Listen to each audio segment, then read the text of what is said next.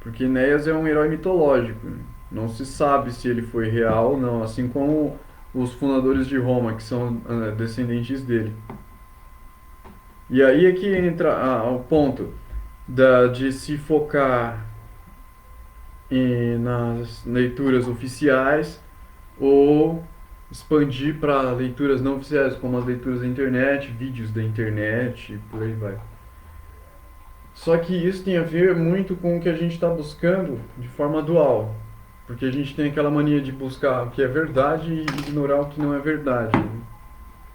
Achar que o que não é verdade talvez não tenha tanto valor quanto o que é verdade. Só que aí é que entra a gente compreender o valor que há na mitologia, no mito. Porque o mito ele não é uma mentira, mas ele também não é uma verdade. Por quê? Porque ele não é uma exatidão. E aí é que está a chave. Ó, presta atenção, aí que está a chave.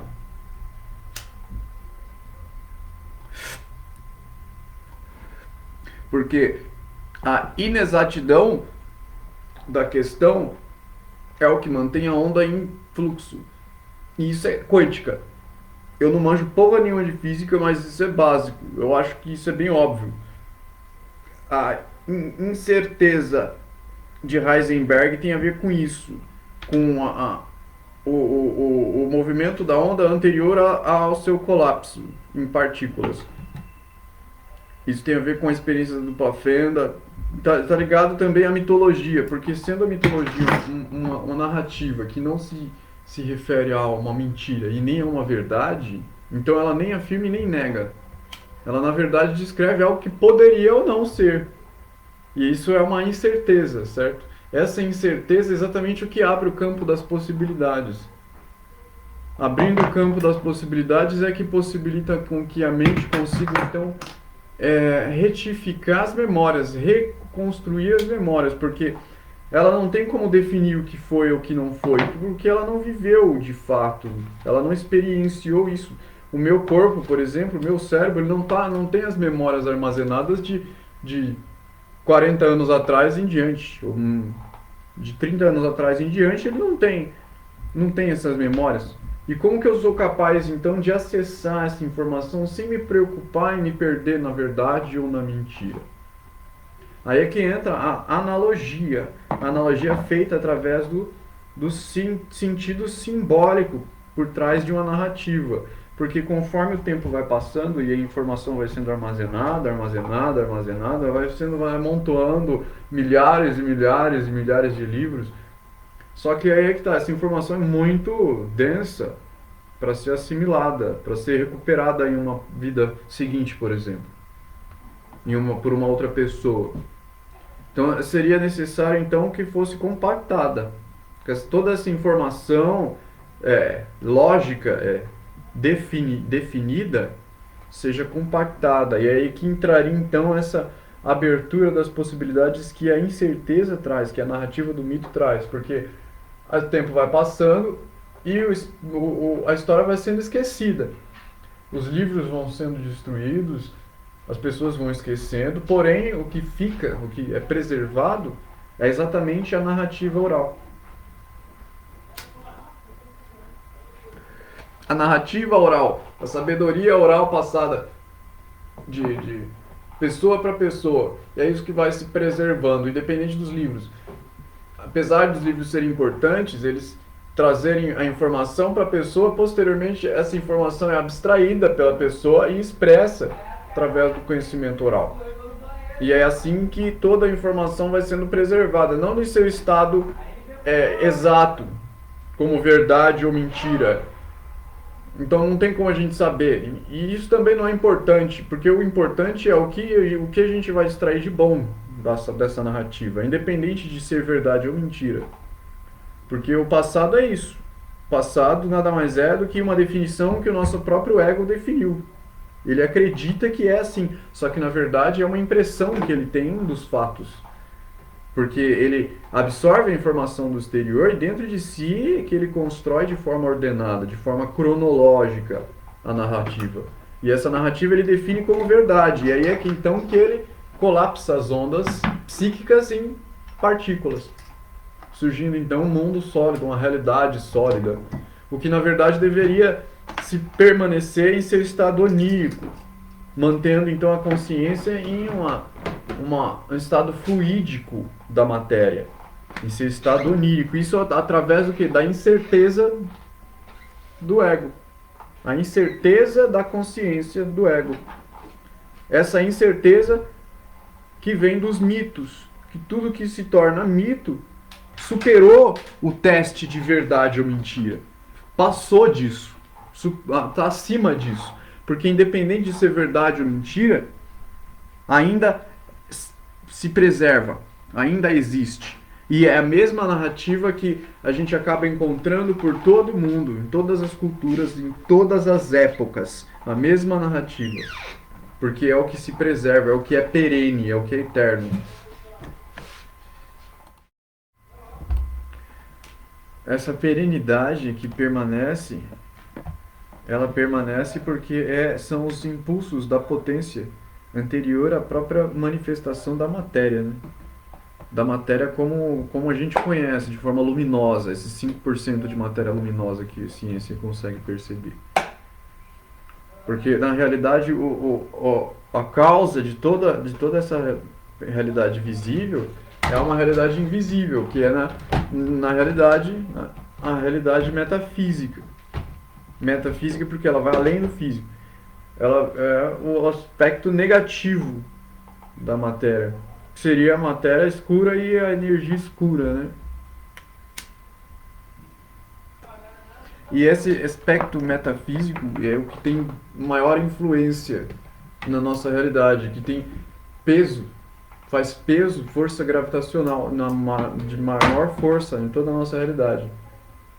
Então, os corpos que são reais nesse plano negativo, no plano metafísico, eles têm uma influência muito mais intensa na nossa realidade do que os próprios corpos dessa realidade.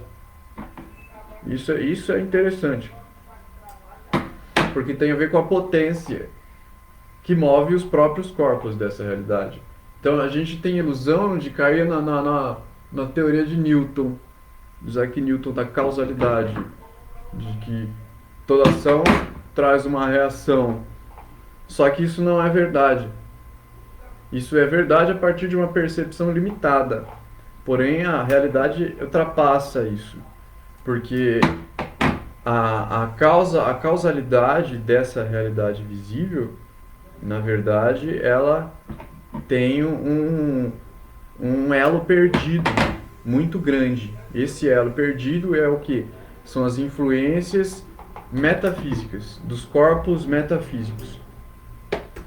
Por isso é importante a gente compreender a mitologia. Por isso a Bíblia e outros livros sagrados são tão importantes, porque eles acumularam em si grande parte da sabedoria oral, do conhecimento oral, das narrativas orais. Então são narrativas.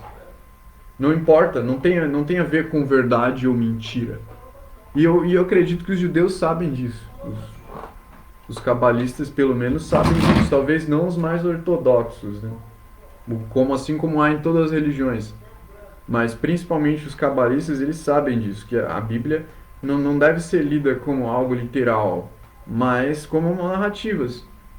E a partir da interpretação cabalística, da numeração que há na escrita, é que você extrai então o sentido simbólico dessas narrativas, podendo abstrair sabedoria a partir dessa informação bruta, assim como é a realidade. A alquimia faz isso. A alquimia pega a realidade física e transforma em espírito, a matéria e transforma em espírito. Como? Fazendo a leitura da realidade física e abstraindo essa informação do lado de dentro, para que essa abstração transforme a solidez da matéria em luz do espírito. E aí que vem o verdadeiro sentido de iluminação. Iluminação através do conhecimento, não através do impulso magnético inconsciente, mas através de de um processo consciente de desenvolvimento do conhecimento em si. Aí é que entra a importância da gente dar atenção a narrativas reais e presentes. Por exemplo, quando a gente vê um louco falando que teve uma experiência com um alienígena, com reptilianos que implantaram chip nele, que controlam ele e por aí vai. Coisas que aparentemente são extremamente absurdas. O que na realidade é uma narrativa. É uma narrativa que o subconsciente da pessoa produz, gerando a impressão dessa imagem, o que acaba construindo a realidade física. Toda a nossa realidade física é construída com base nisso, com base nessas narrativas do subconsciente.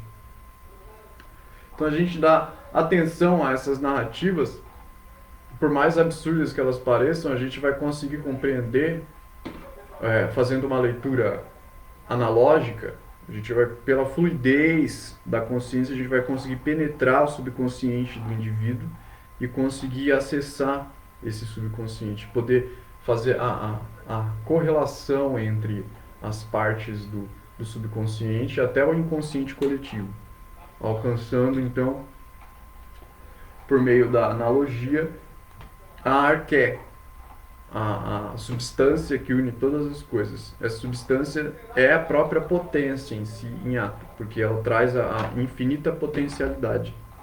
Essa infinita potencialidade vai vir então da quebra de preconceitos que vai surgir nessas diferenças de universo, porque são dois universos que vão interagir entre si, duas bolhas que fluem em sentidos diferentes, forças que estão em vibrações diferentes.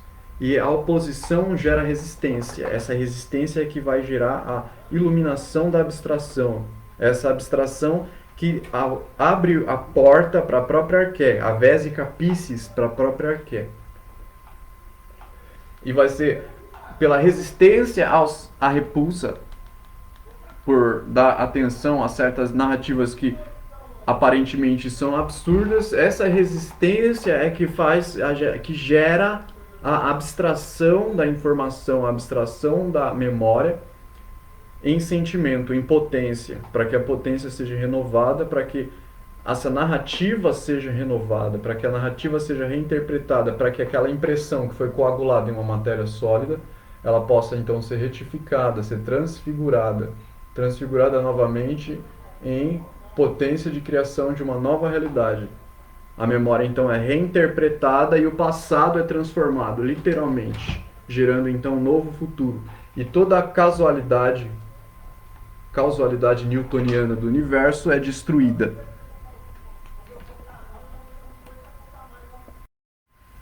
Através da interpretação e da abstração dos mitos, eu estou conseguindo fazer a linkagem da minha família, do meu sobrenome com semideuses, ou seja, uma ligação sanguínea, uma possível ligação sanguínea com os deuses. Isso, essa analogia, essa conexão de fragmentos do subconsciente através da analogia, talvez seja de fato a construção da eternidade, a construção da vida eterna, porque para que haja vida eterna é preciso que haja essa ligação sanguínea com a divindade. E essa ligação sanguínea com a divindade precisa ser consciente para que haja então a imortalidade. É aí então que nasce o mortal, e a partir daí o mortal então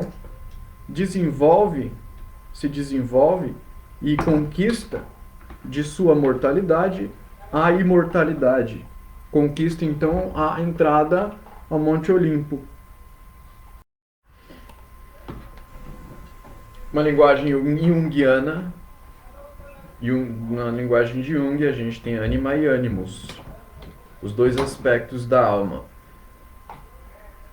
Se a gente tem o universo material luminoso, esses 5% de matéria luminosa, essa matéria luminosa é ânimos. porque ele é o que é animada através da influência gravitacional da maior parte da matéria, que está em seu estado de matéria escura e energia escura. A maior parte da influência gravitacional, que é o aspecto contrário, anima. Aspecto ânima, que é o inconsciente. O inconsciente, o lado escuro do universo, os 95% do universo, que tem maior influência sobre os 5%. Então, conforme o ânimos, o consciente vai colonizando o subconsciente, ele vai aumentando essa ponte entre o lado escuro e o lado claro, o lado luminoso e o lado escuro, possibilitando a conexão do mundo real com o mundo irreal. E isso cria então uma simbiose através dessa incerteza, da incerteza da narrativa, da interpretação mitológica da memória. Então ocorre uma simbiose. A consciência ela se expande para um estado onírico, no qual ela alcança uma simbiose entre vida e morte. Esse estado de consciência, que é o estado de consciência eterno, perene, é o horizonte de eventos do buraco negro. Todos os buracos negros têm o mesmo horizonte de eventos, assim como tem o mesmo ponto de singularidade. Porque o próprio círculo de singularidade dos buracos negros, na verdade, seria o horizonte de eventos. O que chamam de Valhalla, estado de consciência de perenidade, de eternidade, e essa eternidade na imanência.